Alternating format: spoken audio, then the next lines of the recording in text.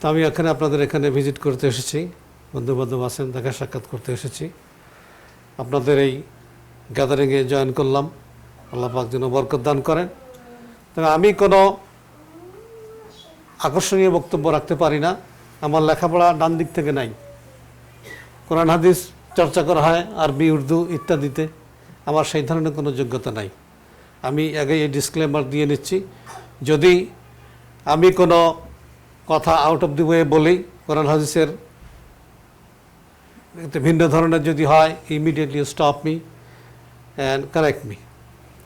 আর আমি যদি মোটামুটি কথা ঠিক মতো বলতে থাকি, then let me talk until I finish, and if you have any question you can ask questions later on. তারপরে এতক্ষণ যে ভাইয়ের কথা আমি শুনলাম, এরপরে আমার কিছু বলতে যাওয়াটা এক ধরনের হঠকারিতা, বাট স্টিল কিছু বলবো আর কি, যৎসামান্যই বলবো। এই আমি প্রথমে যে আয়াতটা তেলাওয়াত করেছি সূরা আন-নিসার প্রথম নম্বর আয়াত। আল্লাহ রসুল সাল্লাল্লাহু আলাইহি ওয়াসাল্লাম দেখা যেত অনেক সময় খুতবা দেওয়ার সময় বা কথা বলার সময় তিনটি আয়াত তিনি পরপর বলতেন খুতবাতে, অ্যাজ ইন্ট্রোডাক্টরি স্টেটমেন্ট কোরআনের আয়াতগুলি বলতেন। তার মধ্যে একটা ভাই বলেছেন সূরা আলে ইমরানের 102 নম্বর আয়াত, ইয়া আইয়ুহাল্লাযীনা আমানুত্তাকুল্লাহা হাক্কা তুকাতিহি ওয়া লা তামুতুন্না ইল্লা ওয়া আনতুম মুসলিমুন। তারপরে এই যে আয়াতটা, এটাও বলতেন সূরা নিসার প্রথম নম্বর আয়াত। আল্লাহ পাক বলছেন যে হে মানব মণ্ডলী, তোমরা আল্লাহকে সমীহ করো, ভয় করো, become conscious about the commandment of Allah সুবহানাহু ওয়া তাআলা, এবং তোমাদেরকে একটিমাত্র প্রাণ থেকে, একটিমাত্র সত্তা থেকে সৃষ্টি করা হয়েছে, সেই সত্তা থেকে তার জড়ি তৈরি করা হয়েছে, এবং সেই জড়ি থেকে তোমাদেরকে পৃথিবীতে কাসির বহু সংখ্যক মানবী আল্লাহ পাক ছড়িয়ে দিয়েছেন, এবং তোমরা সেই আল্লাহকে ভয় করো যার দোহাই দিয়ে তোমরা একে অন্যের কাছ থেকে অধিকার চাও, এবং আল্লাহ পাক তোমাদের সবাই উপরে ভেরি মাচ ওয়াচফুল, দেখছেন, সবাইকে তিনি ওয়াচ করছেন। এরপরে আমি যে কথাগুলি বলতে চাই তার মোটামুটি থিমের মধ্যে দুইটা আয়াত আমি তেলাওয়াত করেছি। একটা সূরা আলে ইমরানের 185 নম্বর আয়াত। আল্লাহ পাক বলছেন কুল্লু নাফসিন যায়িকাতুল মাউত ওয়া ইন্নামা তুওয়াফাউনা উজুরাকুম ইয়াওমাল কিয়ামাহ ফামান যুহজিহা আনিন নার ওয়া উদখিলাল জান্নাতা ফাকাদ ফাজ আমাল হায়াতুদ দুনিয়া ইল্লা মাতাউল গুরুর। এরপরে আর একটা আয়াত আমি তেলাওয়াত করেছি, সেটা সূরা আস-সাজদার 12 নম্বর আয়াত। আমি এই দুইটা আয়াতের মধ্যে আবার বক্তব্য সীমাবদ্ধ রাখবো, বেশিক্ষণ আমি আপনাদেরকে কষ্ট দেব না ইনশাআল্লাহ। তো এখন এই আয়াতে আল্লাহ পাক কি বলছেন, কুল্লু নাফসিন যায়িকাতুল মাউত। আমরা এই কথা কুল্লু নাফসিন যায়িকাতুল মাউত মনে হয় আমরা বহু ছোটোবেলা থেকে, যখন থেকে আমরা হাঁটা শিখেছি বা যখন থেকে মসজিদে যাওয়া শুরু করেছি, এই কথাগুলি শুনছি। কেউ গত 20 বছর, কেউ গত 50 বছর, ইভেন মোর আমরা এই কথাগুলি শুনে এসেছি। কুল্লু নাফসিন যায়িকাতুল মাউত, এই আয়াতের যে অংশটা, এই সূরা আলে ইমরানের যে আল্লাহ পাক যে ভাষণ হিসেবে যে কথাগুলি বলেছেন, স্পিচ হিসেবে আল্লাহ রসুলকে বলেছেন, এই অংশটা 3 নম্বর ভাষণ, সূরা আল ইমরানের 3 নম্বর ভাষণের ভিতরে ইনক্লুডেড, এবং উহুদ যুদ্ধের প্রেক্ষাপটে তা নাজিল হয়। আমরা জানি উহুদ যুদ্ধে 70 জন সাহাবী শাহাদত বরণ করেন, বহু সংখ্যক আহত হন, ব্যাপক ক্ষতি হয় মুসলমানদের সেই সময়ে। আল্লাহ পাক এই যুদ্ধের পরে মুসলমানদেরকে আরো হেদায়েত দিচ্ছেন, সেখানে এ কথা বলছেন। প্রেক্ষাপট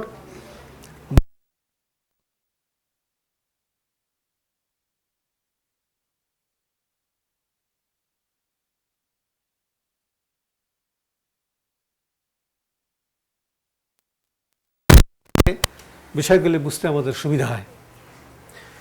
আল্লাহ পাক এখানে বলছেন কুল্লু নাফসিন যায়িকাতুল মাউত, প্রত্যেকটা প্রাণীকে মৃত্যুর স্বাদ গ্রহণ করতে হবে।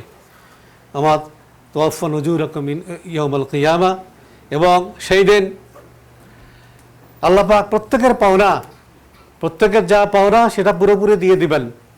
তারপরেই আল্লাহ পাক বলছেন ফামান যুহজিহা আনিন নার ওয়া উদখিলাল জান্নাতা ফাকাদ ফাজ। সেই দিন যাদেরকে জাহান্নাম থেকে মুক্তি দেওয়া হবে, ফামান জুহজিহা আনিন নার, আগুন থেকে জাহান্নাম থেকে যাদেরকে মুক্তি দেওয়া হবে, ওয়া উদখিলাল জান্নাহ, আমরা জানি দাখিল হওয়া মানে এন্টার করা, প্রবেশ করা, উদখিলাল জান্নাহ ফাকাদ ফাজ, তারাই হবে সফল কাম। আমাদের কাছে সফল কামের সফলতার মাপকাঠি বিভিন্ন ধরনের, বিভিন্ন জনের কাছে বিভিন্ন ধরনের। কারো কাছে বা সবার কাছেই কিছু কিছু জিনিস আমাদের কমন আছে, যেগুলি আমরা মনে করি যেগুলি যদি আমরা পাই তাহলে আমরা সাকসেসফুল দুনিয়াতে। টাকা পয়সা, সুন্দর সুন্দর ঘর বাড়ি, ছেলে মেয়ে। আগে তো ছিল বিপুল সংখ্যক ছেলে মেয়ে যদি থাকতো তাহলে মানুষ গর্ববোধ করত। এখন কোনো কোনো দেশে ফেরাউনি কায়দায় একটি মাত্র সন্তান, কোনো কোনো দেশে আধা ফেরাউনি কায়দায় দুইটি মাত্র সন্তান, কোনো কোনো জায়গায় হোয়াটএভার। এটা হলো ইচ্ছা মতো চলছে আর কি। এনিওয়ে, তো এখন সেটাও একটা গর্বের ব্যাপার, সেটাও একটা সফলতার ব্যাপার। দাপট, সেটা বিভিন্ন ধরনের ক্ষমতার দাপট, টাকা পয়সার দাপট, বিদ্যার দাপট, বিভিন্ন ধরনের বিষয়কে আমরা সফলতার মাপকাঠি বলে মনে করি। আল্লাহ পাক ঘোষণা করছেন এই সফলতা সেই সফলতা নয়। আমরা যেটাকে সফলতা মনে করি সেইটা সফলতা নয়। আমরা অনেক সময় এটাও মনে করতে পারি, হ্যাঁ আমার যেহেতু প্রচুর পরিমাণ দুনিয়াতে আমি পাচ্ছি, আল্লাহ পাক আমাকে নিয়ামত দিয়েছেন, সেই নিয়ামত পাওয়াটাকে আমরা মনে করি এটা আমার যোগ্যতা, আমার যোগ্যতা বলে আমি পেয়েছি, নিশ্চয়ই আমি আল্লাহর গুড বুকে আছি, না হলে আমি কেন এত নিয়ামত পাচ্ছি। ফেরাউনকেও আল্লাহ পাক বহু নিয়ামত দিয়েছিলেন। ফেরাউনের সহচর কারুনকে আল্লাহ পাক বহু নিয়ামত দিয়েছিলেন। কারুনের ধন সম্পদ দেখে, কারণ কিন্তু মুসা আলাইহিস সালামেরই জ্ঞাতি ভাই, বনী ইসরায়েল বংশেরই, কিন্তু বনী ইসরায়েল বংশের অন্যান্য লোকেরা তো ছিল ডিপ্রাইভড, তাদের ধন সম্পদ টাকা পয়সা ছিল না। They are kind of living under slavery or something, cheap labour তারা দিত ফেরাউনের জনগোষ্ঠীকে। তখন তারা মনে করলো তাদের সাকসেসের যে ধ্যান ধারণা, ওভারওয়েলমিং মেজরিটি যদি জনগোষ্ঠী হয় নন মুসলিম, সেখানে কিন্তু মুসলিম জনগোষ্ঠীর উপরে তাদের সংস্কৃতি, তাদের ধ্যান ধারণা, চিন্তা ভাবনার প্রভাব অত্যন্ত ব্যাপকভাবে পড়ে, যার থেকে বের হয়ে আসাটা অত্যন্ত difficult unless we strive for it. যদি আমরা তার জন্য চেষ্টা না করি, তাদের সেই ধ্যান ধারণার যা আছে তার জন্য চেষ্টা না করি, তাহলে ওই ধ্যান ধারণা থেকে বের হয়ে আসাটা খুবই মুশকিল। যেমন আমরা উপমহাদেশের মুসলমানরা এবং অন্যান্য দেশের পৃথিবীর মুসলমানরা এখনও কিন্তু উই আর স্টিল স্ট্রাগলিং, যেই পৌত্তলিকতা এবং যেই অন্য ধরনের যে বিশ্বাস আমাদের চিন্তাকে যেভাবে আচ্ছন্ন করে রেখেছে, তার থেকে আমরা কিন্তু এখনও বের হয়ে আসতে পারিনি। We are still struggling.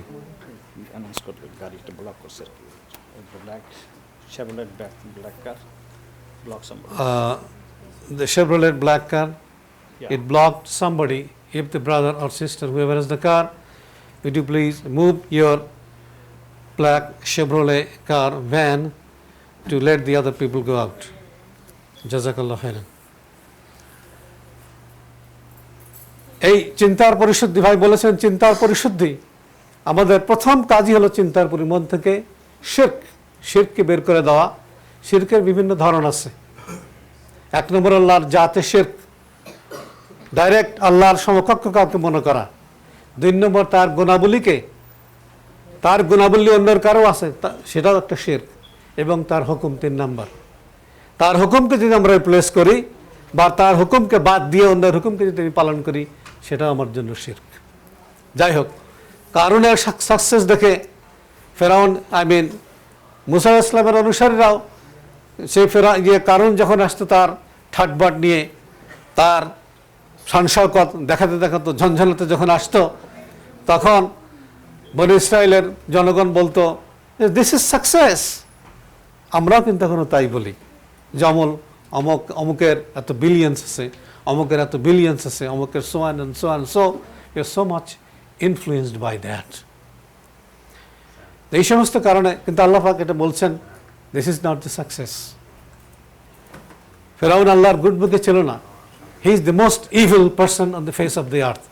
আল্লাহ সুবহানাহু ওয়া তাআলা টাইম এন্ড এগেইন কোরআন শরীফে বারবার ফেরাউনের এই কুকীর্তির কথা, সে যে একজন ইভিল পারসন তার কথা আল্লাহ পাক বারবার বলেছেন। কাজেই ওই সাকসেস নয়। একজন শেখকে জিজ্ঞাসা করা হয়েছিল, পুরোনো কালের একজন ইমাম or Sheikh, very knowledgeable person, তাকে জিজ্ঞেস করা হয়েছিল মোরাললেস, কথাটা এরকম, গল্প যাই হোক, মেসেজ যেটা দিতে চাই সেটা আমাদের বোঝার মধ্যে আসলেই হলো আর কি। তাকে জিজ্ঞেস করা হয়েছে তাকে টিচ করার জন্য, এক্সকিউজ মি, খোঁচা মারার জন্য তাকে জিজ্ঞেস করা হয়েছিল যে হুজুর আর হোয়াটএভার শেখ, আপনার দাড়ি হলো, আমার এই কুত্তার লেজটা হলো, এটা তো খোঁচা মারা, সঙ্গে সঙ্গে তো মেজাজ খারাপ হয়ে যাওয়ার কথা। তিনি অত্যন্ত সুচিন্তিতভাবে ওয়াইজলি তিনি জবাব দিলেন। এই আয়াতের আলোকেই তার যেহেতু গভীর আন্ডারস্ট্যান্ডিং ছিল, হয়তো বা এই আয়াতের আলোকেই অথবা অন্যভাবে তার গভীর আন্ডারস্ট্যান্ডিং ছিল, উনি বলছেন, আল্লাহ পাক কি বলছেন, ফামান যুহজিয়া আনিন নার ওয়া উদখিলাল জান্নাহ ফাকাদ ফাজ, এই সফল কাম।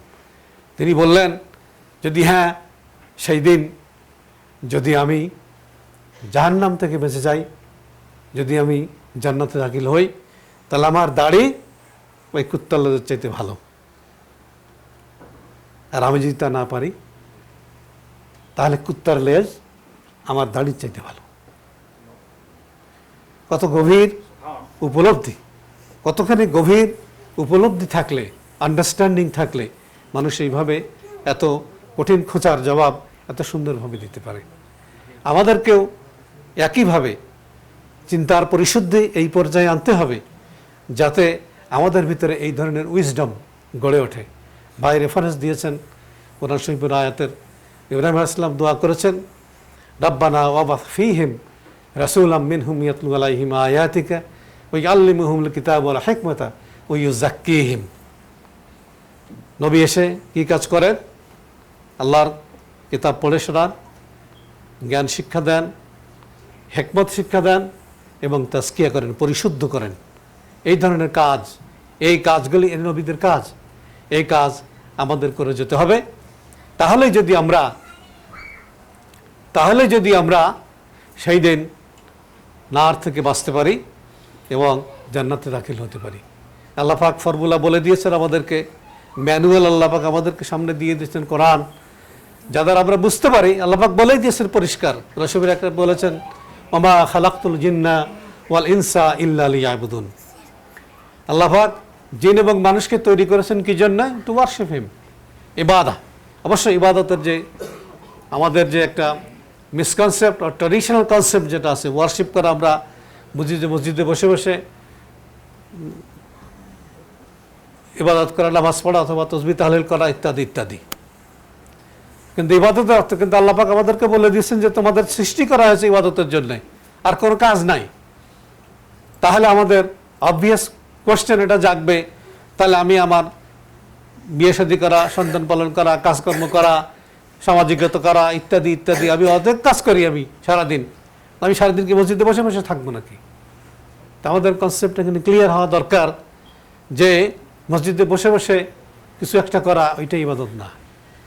আমি যদি বাথরুমে যাই, আল্লাহ রসুলের তরিকা মতো যদি আমি যাই, বের হয়ে আসি, ওইটা আমার ইবাদত। সন্তান পালন করি, লালন পালন করি, শিক্ষা দেই, কাজকর্ম করি, সন্তানাদি সংসার প্রতিপালনের জন্য আমি রিস্ক কামাই করি, সেটাও আমার ইবাদত। আমি যদি আল্লাহ রসুলের তরিকা মতো যদি আমি ঘুমাতে যাই, ঘুম থেকে যদি আমি উঠি, সেটা আমার ইবাদত। 24 আওয়ার্স জিন্দেগি আমার ইবাদত। আল্লাহ পাক এটা আল্লাহ রসুলের মাধ্যমে আমাদেরকে শিখাই দিয়েছেন। যদি আমরা সেইভাবে করতে পারি তাহলেই আমরা পুরোপুরি আমাদের জীবনকে ইবাদতের ভিতরে নিয়ে আসলাম। এখন আরেকটা বিষয় আমি সূরা আস-সাজদার 12 নম্বর আয়াত যেটা বলেছিলাম সেটা আমরা আরেকবার স্মরণ করে আমরা বোঝার চেষ্টা করি। অবশ্য আমি বলবো যে আমরা কিভাবে এই আওতা থেকে মুক্ত হতে পারি সেটার কিছু গাইডলাইন, কিছু কথা বলে আমরা জানি মোটামুটি সবাই, ইটস এ রিমাইন্ডার দো। আল্লাহ পাক কি বলছেন? ওয়ালাউ তারা ইদাল মুজরিমুনা নাকিসু রুউসিহিম ইনদা রাব্বিহিম রাব্বানা আবসারনা ওয়া সামি'না ফারজি'না না'মাল সালিহান ইন্না মুকিনুন। বলছেন যে রাসূলকে সম্বোধন করে আল্লাহ পাক বলছেন, তুমি কি সেই সিনারিও দেখেছো, সেই দৃশ্য কি তুমি দেখেছো, অবলোকন করেছো কিয়ামতের দিনের? নাকিসু রুউসিহিম, সেই দিন কি ওয়ালাউ তারা ইযিল মুজরিমুন, মুজরিমের লিটারাল মিনিং হলো ক্রিমিনালস, লাইক ফেরাউন অ্যান্ড মেবি লাইক আস, খুদে ফেরাউন। যদি আমি আমার কার্যক্রম যদি আমি পর্যালোচনা করি, তাহলে আমি দেখবো যে কোনো সময় আমি আমার ওয়াইফের উপরে যে আচরণ করছি সেটা যেন অ্যাজিব অ্যানাদার খোদা, আমার বাচ্চা কাচ্চার উপরে যেভাবে আচরণ করছি আমি অ্যাজিব অ্যানাদার খোদা, বা আমার কর্মচারীদের উপরে এমন আচরণ করছি যেমন আমি অ্যানাদার খোদা। আমরা সবাই আল্লাহর বান্দা, যদি আমরা within the limit, within the box যদি আমি থাকি, হাজব্যান্ড ওয়াইফ অন্যান্য আদার যা আছে, তাহলেই না আমরা আল্লাহর বান্দা হতে পারবো। যদি আমরা এটা লঙ্ঘন করি, তাহলে কিন্তু আমার ভিতরেও ওই ফিরাউনি অ্যাটিটিউড এটা এসে যাচ্ছে, এটা আমাদের মনে রাখতে হবে। আল্লাহ পাক পরিষ্কারভাবে সম্বোধন করে বলছেন, ওয়ালাউ তারা ইযিল মুজরিমুন, মুজরিমুন হলো ক্রিমিনালস, লিটারাল মিনিং হলো ক্রিমিনালস। আল্লাহর দৃষ্টিতে ক্রিমিনাল, দুনিয়াতে ক্রিমিনাল এমন ধরনের দাপট দেখায়, এমন ধরনের দাপট দেখায় যেন তার সাথে কথা বলা যায় না, কথা বলার সমানেই, কথা বললে মানে অন্যদেরকে মানুষই মনে করে না। এই ধরনের দাপটের মানুষ সেদিন কি করবে? আল্লাহ পাক তাদেরকে ক্রিমিনাল বলছেন। আরও অনেক ধরনের কাজ করে, যে কাজ করে নাই একজন, সেই দোষ তার উপরে চাপায়ে তাকে হস্ত করা, তার খুন খারাপির ব্যবস্থা করা, ইত্যাদি ইত্যাদি বিভিন্ন ধরনের কাজ যারা করে তারা এই মুজরিমুনের ভিতরেই পড়বে। আমি যদি করি আমিও পড়ব, অন্য কেউ যদি করে এক্স ওয়াই এন্ড জি সেও পড়বে। এটা আল্লাহ পাকের ফয়সালা। সেই মুজরিম তারা কি করবে? নাকিসু রুউসিহিম, তখন এখন দুনিয়ায় মাথা উঁচু করে চলে, মানুষকে পাত্তা দেয় না, সে তখন মাথা নিচু করে ফেলবে। নাকিসু রুউসিহিম ইনদা রাব্বিহিম, আল্লাহর সামনে মাথা নিচু করবে, করে কি বলবে? এখন স্বীকার করবে।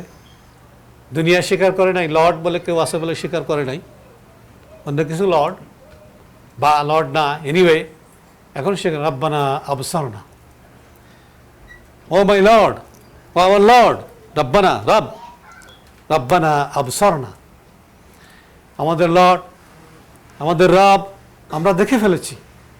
এখন কি আমরা দেখে ফেলেছি? কি দেখেছি? কিয়ামতের দৃশ্য, বিচার ব্যবস্থা, সব কিছু তখন দেখা হয়ে গেছে। আবসারনা ওয়া সামা'না, শুনে ফেলেছি সব। ফারজি'না, আমাদেরকে আবার ফেরত পাঠাও। আবদার, মানুষ সেদিন এই সেই ভয়াবহ দিনের যখন প্রত্যক্ষ করবে তখন বলবে ফারজি'না, আমাদেরকে আবার ফেরত পাঠাও। না'মাল সালিহান, তখন আমরা কি করব? আমলে সালেহ করব, আমরা খুব ভালো মানুষ হয়ে যাব, আর এই সমস্ত কাজ করবো না, খুব ভালো মানুষে তখন ফিরে আসবো। ইন্না মুকিনুন, এখন আমাদের দৃঢ় বিশ্বাস হয়েছে। আল্লাহ পাক জবাবে এখানে যেমন এই পরবর্তী 13 নম্বর আয়াতে যা বলেছেন, এবং আরও অন্য জায়গাতে বলেছেন, সূরা মুনাফিকুনও বলেছেন, সেখানে it is too late, it is too late for you. Chance একবার, জীবনে চান্স একবার, কারণ এর আমরা লজিক্যালি বুঝতে পারি, আবার যদি আমাদেরকে দুনিয়াতে পাঠানো হয়, আবারও তো আল্লাহ পাক সেই প্রচ্ছন্ন থাকবেন, আমাদের দৃষ্টির বাইরে, ধরাছোঁয়ার বাইরে আল্লাহ পাক আবারও থাকবেন। আবারও সেই নবী পাঠানোর সিলসিলার মাধ্যমে আমাদেরকে আবারও সতর্ক করা হবে। আমরা আবারও যেহেতু দেখি না কিছু, তখন আমরা আবারও নির্ণয় করব। The result is the same. So Allah পাক বলে দিচ্ছেন, আবার পাঠালেও, মিনিং ইন্ডিকেশন এই, আবার পাঠালেও এই একই অবস্থা। সো চান্স জীবনে একবার, প্রত্যেকেই পাবে একবার করে চান্স, এক চান্সের বেশি নাই। কাজেই আমরা সতর্ক হই যেন সেই দিন আমরা এই মুজরিমদের অন্তর্ভুক্ত না হই। মুজরিমদের অন্তর্ভুক্ত যদি আমি না হতে চাই, আমি যেমন ভাই আমাদেরকে স্মরণ করিয়ে দিয়েছেন, কু আনফুসাকুম ওয়া আহলিকুম নারা, আমরা আল্লাহ পাক আমাদের বলছেন যে তুমি এবং তোমার আহল, পরিবার বর্গ, আরও যারা আছে, extended families and friends and whoever, সবাইকে আমরা আগুন থেকে বাঁচাই। ফ্যামিলিকে যদি আমরা বাঁচাতে চাই, প্রথম কাজটা কি? আমরা এটা অধিকার বলতে গেলে প্রত্যেকটা বিষয়ে, এগুলো প্রত্যেকটা বিষয়ের আলোচনা দীর্ঘক্ষণ আলোচনার দাবি রাখে।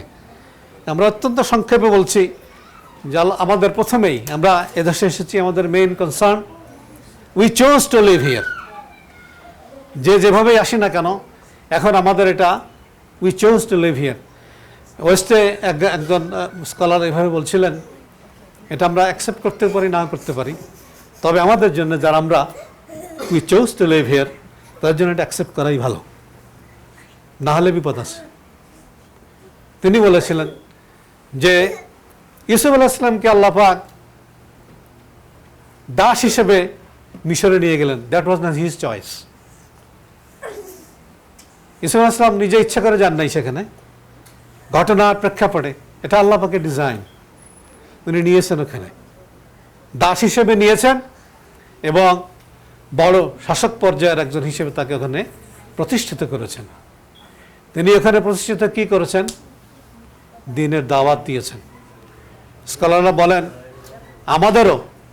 আমাদেরও নন মুসলিম কান্ট্রিতে থাকার কোনো রাইট নাই এইভাবে, আনলেস উই মেক দাওয়া। আমাদের নিয়ত আগে যাই থাকুক না কেন, we are economic refugees or whatever, seeking opportunities, this the land of অপরচুনিটির বলা হয়। আমরা এই অপরচুনিটিতে এসে অপরচুনিটি পাচ্ছি, খাচ্ছি, গলা পর্যন্ত খাচ্ছি, গলার উপরেও যতটা যায় আর কি, তাও খাই আমরা। খাওয়া মানে we enjoy the life, right, in every aspect. খাওয়া দাওয়া দেখেন, এই পরিমাণ খাওয়া দাওয়া বাংলাদেশে হ্যাঁ এক শ্রেণীর মানুষ এখন করে, কিন্তু আমরা যে ধরনের পরিবার থেকে এসেছি, এগুলি খাওয়া দাওয়ার এই ব্যবস্থা করতে হলে আমাদের অনেক কাঠখড়ি পোড়াতে হয় এবং অনেক ত্যাগ স্বীকার করতে হয়। But we can do it easily. যে পরিমাণ খাওয়া দাওয়া আমরা খাই, ড্রিঙ্কস নষ্ট করি, আর যে পরিমাণ এই ট্র্যাশ ক্যানে ফেলি, এটা তো চিন্তা করলে এটা আর ভয়াবহ ব্যাপার। যাই হোক, আমরা এখানে আল্লাহ পাক আমাদেরকে নিয়ে এসেছেন, we better take this way, যে আমরা যেভাবেই আসি না কেন, এখন এখানে এসে গেছি। ছেলেমেয়েরা এখান থেকে যেতে পারবো না, ছেলেমেয়েরা বড় হবে, বিয়ে শাদী হবে, তারপরে আমরা একা একা বুড়াবুড়ি ওখানে ওই দেশে যেয়ে থাকবো কিভাবে? It is very much difficult for us.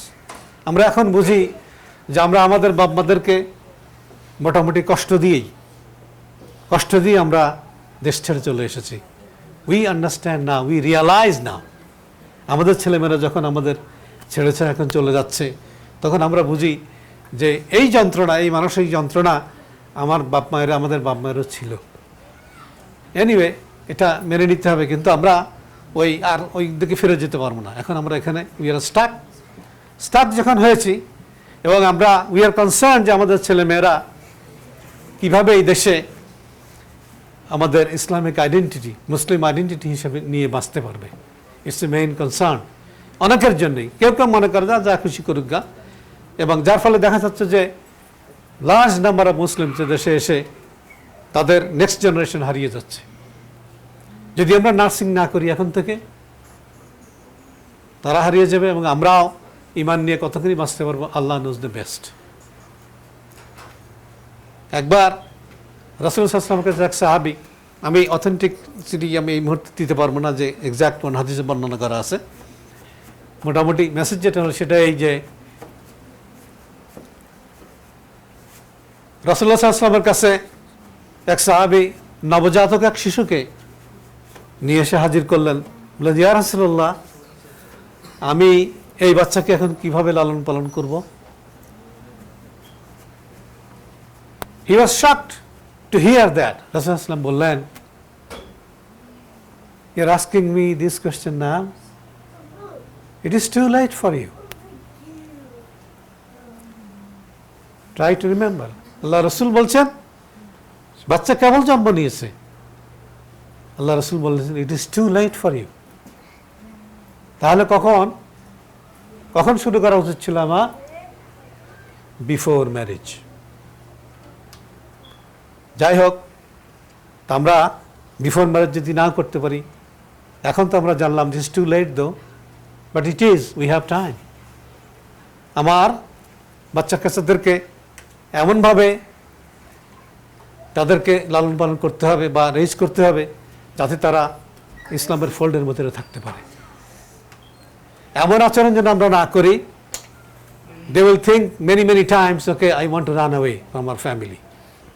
এই ধরনের গুন্ডামি আচরণ যেন আমরা আমাদের ছেলে মেয়েদের সাথে না করি। আমরা মনে করি, যেহেতু বাংলাদেশি ব্যাকগ্রাউন্ড থেকে আমরা এসেছি, আমরা মনে করি যে এই ধরনের প্রেশারাইজ করতে পারলেই বোধ হয় এটা হবে। It doesn't work here. এবং এখানে আপনি তাকে বেশি কিছু বললে he or she will call 911. We would be in trouble. They might take away our children. This is the reality. We know that. তাহলে কি আল্লাহ রাসূল বলেছেন, ওই যে নবজাতক জন্ম নেওয়ার পরে আমার করণীয় কি, অলদো ইট ইজ সিম্বলিক আজান দেওয়া। একটা রাওয়াতে এসছে যে আজান দেওয়া, আর একটা রয়েছে যে এক কানে আজান আর এক কানে ইকামা, এটা দিই। এখান থেকে এইভাবে শুরু। এই শুরু থেকে যদি আমরা এভাবে শুরু না করি, যেমন অনেকেই অনেক ধরনের কমিশন বসে, এইভাবে শিক্ষা কমিশন বসে বলে যে না এখন এই ছোটবেলায়, এত ছোটবেলায় এইভাবে ইনডক্ট্রিনেশন করা, রিলিজিয়াস টিচিং দেওয়া, এটার দরকার নাই। ওই 10-12 বছর ওর হোয়াটএভার, সেই সময় তারা এটা শিখতে পারবে। স্কুলে যাবে, শিখবে যে অ্যানিম্যাল ক্রুয়েলটি, আমি কোরবানি দিতে চাবো, তখন সেখানে বাচ্চা সেখানে যাবে না। He will create or she will create some sort of resistance and some sort of enmity or some sort of hatred for this kind of action.